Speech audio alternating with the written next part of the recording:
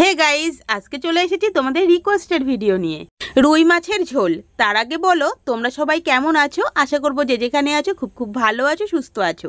আর আমিও ভালো আছি। নতুন দিনের নতুন আরও একটি ব্লগ ভিডিওতে তোমাদের সকলকে জানাই আরও একবার আমার চ্যানেলে অনেক অনেক স্বাগত আর অনেক অনেক ভালোবাসা। তোমরা যারা এখনও পর্যন্ত আমার চ্যানেলটিকে সাবস্ক্রাইব করোনি, প্লিজ সাবস্ক্রাইব করে নিও। আর যারা অলরেডি সাবস্ক্রাইব করে রেখেছো তাদেরকে তো অসংখ্য অসংখ্য ধন্যবাদ। আর যারা ফেসবুক পেজ থেকে আমার ভিডিওটা দেখছো তাদেরকে তো অসংখ্য ধন্যবাদ। আর যারা এখনও পর্যন্ত আমার পেজটি ফলো করোনি, প্লিজ ফলো করে আমার পাশে থেকে যেও। আর অলরেডি যারা ফলো করে রেখেছো আমার ভিডিও দেখছো তাদেরকে তো অসংখ্য অসংখ্য ধন্যবাদ। আর আমার পেজটিকে ফলো করো আর একটি লাইক দিয়ে দিও, ঠিক আছে? তো চলো ভিডিওটা শুরু করি। আর হ্যাঁ, তোমরা কমেন্ট করে জানিও কে কোথা থেকে আমার ভিডিও দেখ। আর হ্যাঁ, তোমাদের ওখানে কেমন গরম পড়েছে অবশ্যই কমেন্ট করে জানিও। কিন্তু আমাদের এখানে প্রচুর গরম পড়েছে, এত গরম পড়েছে যে সবসময় মনে হচ্ছে ফ্যানের নিচেই বসে থাকি। আর ফ্যানের হাওয়াও প্রচণ্ড গরম লাগছে। জানি না এই গরমে কি অবস্থা হবে। তবে হ্যাঁ, এখনই এত গরম, এখনও তো জ্যৈষ্ঠ মাস পড়েই আছে, জানি না কি অবস্থা হবে গরমের। তো চলো তোমাদের সাথে রেসিপিটা শেয়ার করি। প্রথমে তো রুই মাছটাকে ভালো করে ধুয়ে বাজার থেকে মাছটাকে কেটে এনেছিল বড়মশাই। কেটে আনার পরে মাছটাকে ভালো করে পরিষ্কার করে ধুয়ে ফেলেছিলাম। ফেলার পরে নুন হলুদ ভালো করে মিশিয়ে দেখতেই পেলে ভালো মতো নুন হলুদ লাগিয়ে তারপরে মাছটাকে ভাজা করে নিচ্ছি। মাছটা একদম খুব পরিমাণে প্রচুর ভাজবো না, মানে কড়া কড়া করে ভাজবো না, মিডিয়াম ভাজবো। আর একদম কাঁচা কাঁচা থাকলেও কিন্তু ঝোলে দিলে বেশ একটা ভালো লাগে না। তো যাই হোক, মিডিয়াম মাছটাকে ভেজে নিয়েছি।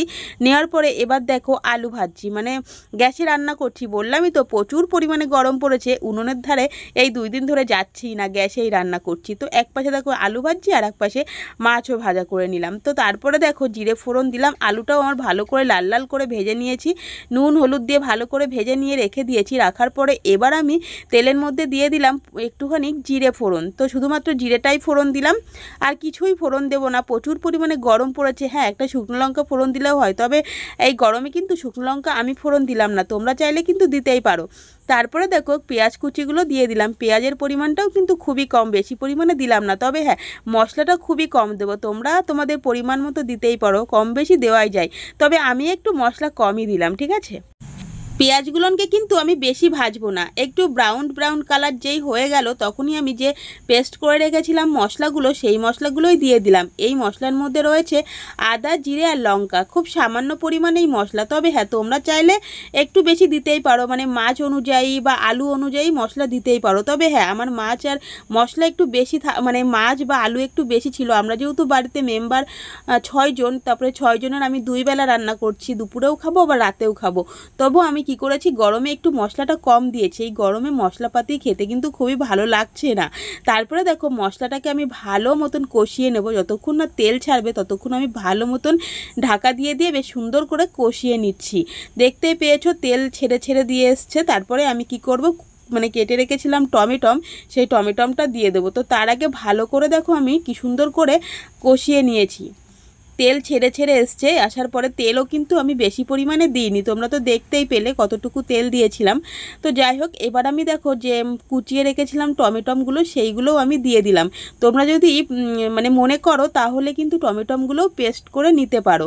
তবে হ্যাঁ, আমার কাছে টমেটম পেস্ট করার থেকে মনে হয় যেন এরকম আস্ত দিলেই, মানে আস্ত বলতে কুচিয়ে দিলেই আমার কাছে বেশি ভালো মনে হয়। পেস্ট করে দিলে মানে ঝোলটা একদম কাদা কাদা হয়ে যায়। তবে পেঁয়াজটাও পেস্ট করে দিলেও পারো। পেঁয়াজও আমি কখনো মাংস বলো মাছ বলো কখনো আমি পেঁয়াজ পেস্ট করে দিই না, আমি সবসময় তেলে ভেজেই দিই। তারপরে দেখো পরিমাণ মতো নুন হলুদ দিয়ে দিলাম। ভালো করে কষিয়ে নিচ্ছি। টমেটোটা যতক্ষণ পর্যন্ত সেদ্ধ না হবে ভালো মতন কষিয়ে নেব। কষাতে কষাতে যখন টমেটোটা গলে যাবে তখন আমি এর ভিতরে ভেজে রাখা আলুগুলো দিয়ে দেবো। তবে হ্যাঁ, আমার এই রুই মাছের রেসিপিটা আমার একটা দিদিভাই রিকোয়েস্ট করেছিল, মানে আমার ইউটিউব ফ্যামিলিরই একজন দিদিভাই রিকোয়েস্ট করেছে। সেই দিদিভাইয়ের নামটা আমি নিচ্ছি।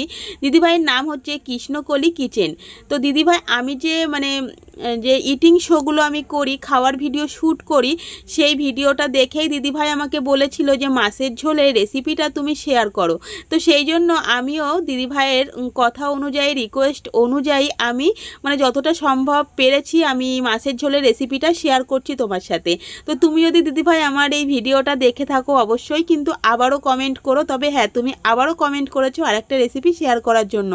আমি অবশ্যই চেষ্টা করব তোমার রিকোয়েস্ট রাখার জন্য। আর আমাকে তোমরা কিন্তু এরকমভাবে রিকোয়েস্ট করতে পারো। আমি যতটা পারবো অবশ্যই মানে আনার চেষ্টা করব। তবে হ্যাঁ, আমাকে কেউ রিকোয়েস্ট করলে বা আমাকে কেউ যদি কোনো টিপস দেয় আমি কিন্তু খুব খুশি হয়ে যাই। তবে এর আগেও একদিন যে আমাকে একটা দিদিভাই টিপস দিয়েছিল সেটাও আমি তো ভীষণ খুশি হয়ে গেছি, তোমাদেরকে বলেছি আমি ভিডিওতে। তো তারপরে দেখেছো তো একদম টমেটোটা মানে কষাতে কষাতে সেদ্ধ হয়ে গেছে। তারপরে আমি দিয়ে দিলাম ভেজে রাখা আলুগুলো কিন্তু চন্দ্রমুখী আলু, সেই জন্য বেশি পরিমাণে আর কি ভাজবো না আর মশলার সাথে, তা না হলে একদম গলে যাবে। সেই কারণে আর কি হালকা জালে একটু একটু করে, আমি কিন্তু বেশি পরিমাণে জাল দিইনি, হালকা জালে আমি মশলাটা সুন্দর করে কষিয়ে নিয়েছি। দেখতে পেয়েছো, মশলা যত কষাবে ততই কিন্তু ঝোল, মাছের ঝোল বলো বা মাংস বা মানে যাই রান্না করো না কেন মশলা কিন্তু কষানোর উপরেই টেস্ট আসে। তো যাই হোক, এটা কিন্তু আমি আগে জানতাম না, তবে এখন আমি রান্না করতে করতে অনেকটাই শিখে গেছি। তবে হ্যাঁ, নিজের প্রশংসা কখনোই করব না। সবাই মোটামুটি আমার রান্না খেয়ে বলে আমি নাকি খুব ভালোই রান্না করি, তবে আমি মাঝে মাঝে কিন্তু খুব ভালো হয় তা নয়। তবে আজকে যে মাছের ঝোলটা রান্না করেছিলাম সত্যিই সেটা খুবই ভালো হয়েছিল, বাড়িতে ছিল গেস্ট, ঠিক আছে, সেই জন্য আজকে রুই মাছের ঝোলটা করতে পারলাম আর দিদিভাইয়ের মানে রিকোয়েস্টটাও আমি রাখতে পারলাম। রাখতে পেরে কিন্তু আমার খুবই ভালো লাগছে যে দিদিভাই আমাকে একটা রিকোয়েস্ট করেছে, তো আমি সেই রিকোয়েস্টটা রাখতে পেরেছি। তারপরে দেখতে পেয়েছো মাছের ঝোল দিয়ে মাছ দিয়ে ঢাকা দিয়ে দিয়েছিলাম, যেহেতু মশলা কষানো আর আলুটাও মানে এতভাবে ভেজেছিলাম, অর্ধেক তো মানে সিদ্ধ হয়ে গেছিলো, মশলার সাথে একটু কষিয়েছি তাতেও সিদ্ধ হয়ে গেছে। ঝোলের মধ্যে বেশি পরিমাণে ফোটালে আলু একদম গলে যাবে আর মাছও ভেঙে যাবে। তো যাই হোক, পরিমাণ মতো ঝোল দিয়ে ভালো করে ফুটিয়ে নুন চেক করে তারপরে নামিয়ে নিতে হবে। তারপরে নামানোর আগে দেখো একটু গরম মশলা দিয়ে 10 মিনিট ঢাকা দিয়ে রাখবো। রাখার পরে আমার মাছের ঝোল একদম রেডি। তবে যার বাড়িতে যেমন লোক সংখ্যা সে তেমন পরিমাণেই ঝোল রাখতে পারো। আমার বাড়িতে লোক সংখ্যা বেশি দেখে আমি একটু ঝোল ঝোল রাখছি, ঠিক আছে। তো আমার এই মাছের ঝোলের রেসিপিটা তোমাদের কাছে কেমন লেগেছে অবশ্যই আমাকে কমেন্ট করে জানিও। ভালো লাগলে লাইক করো একটা, আর চ্যানেলটিকে অবশ্যই সাবস্ক্রাইব করো। যারা ফেসবুক পেজ থেকে দেখছো তারা অবশ্যই ফলো করে রেখো। তো চলো দেখো, একদম মাছের ঝোল রেডি, বললাম না মানে গরম মশলা দিয়ে 10 মিনিট ঢাকা দিয়ে রাখবো। তো গ্যাস বন্ধ করে 10 মিনিট ঢাকা দেওয়ার পরে এই যে মাছের ঝোলটা একটু ঝোল ঝোল রেখেছি, তোমাদেরকে তো বললামই কেন রেখেছি। তো চলো, ভিডিওটা এতটুকুই ছিল, কেমন লাগলো জানিও কিন্তু। আর হ্যাঁ, কৃষ্ণকলি কিচেন অবশ্যই মানে আরও আমাকে রিকোয়েস্ট করো, আমি তোমার জন্য আজকের ভিডিওটা এনেছি, অবশ্যই তুমি ভিডিওটা দেখো, আমি কিন্তু ভীষণই খুশি। চলো আজকে এতটুকুই, দেখা হচ্ছে নতুন ভিডিওর সাথে, ততক্ষণ সবাই খুব ভালো থেকো, সুস্থ থেকো, সাবধানে থেকো, টাটা।